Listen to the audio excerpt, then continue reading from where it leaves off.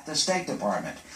Well, this has caused Donald Trump now to call for the Justice Department to appoint a special prosecutor. Pay the Clinton Foundation huge sums of money and throw in some big speaking fees for Bill Clinton, and you got to play. You got to do what you wanted to do. This is in front of the State Department. And long before that, you should have seen what they were doing in Arkansas. Same old story, folks.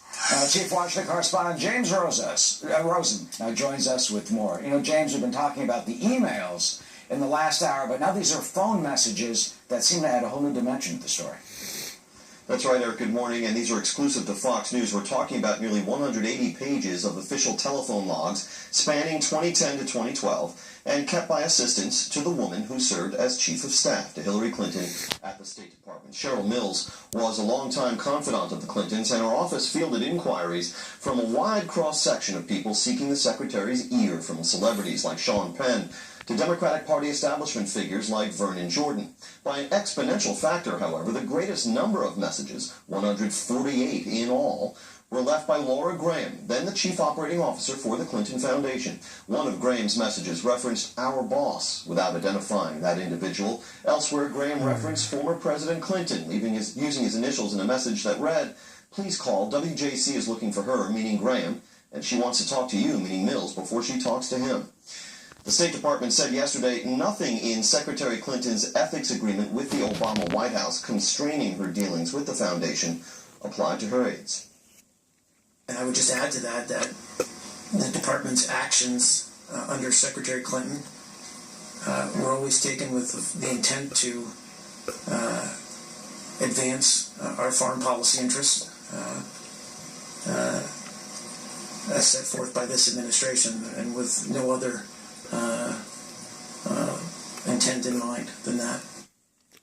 The logs were released by the State Department to the conservative advocacy group Citizens United, which has mounted a lengthy legal battle over access to these documents and the Clinton emails. Eric? Yeah, James, and now Republicans, some are talking about possible perjury investigation.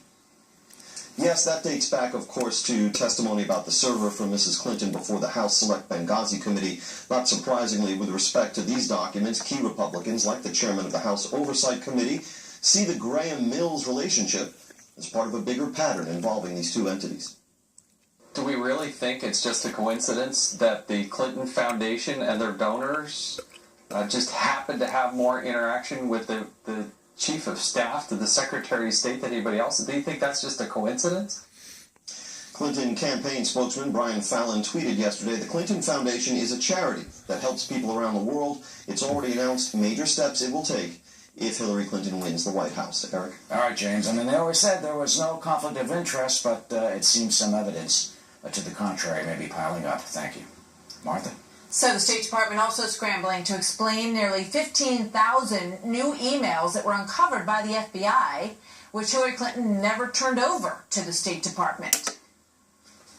She said that she confirmed for the court that she had handed over, or believed that she had handed over, all of the work-related emails that were contained on ClintonEmail.com that were in her custody, that she believed were potentially federal records. And she provided all of those, as I said, that were in her possession to the department. The FBI, obviously, in the course of its investigation, seems to have found other documents.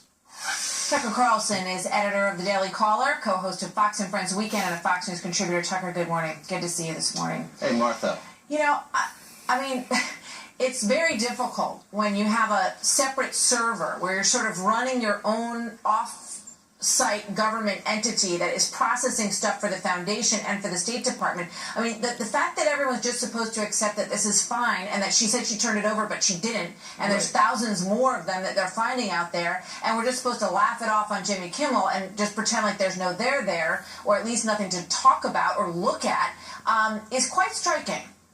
Well, it's a tragedy. I mean, it discredits not simply Hillary Clinton and her presidential campaign, but the U.S. government. I mean, she ran the State Department, and they allowed this, and now you're watching State Department flacks have to spin for her. The whole thing is gravely embarrassing to the country. It makes our government look incompetent in third world, and for good reason. And by the way, does anybody think that this is the end of it. I mean, 15,000 new emails that nobody knew about last week. What comes next? What's in those? I mean, you see what I'm saying? So this is going to be a story that unfolds for years, and it has all kinds of very sad implications.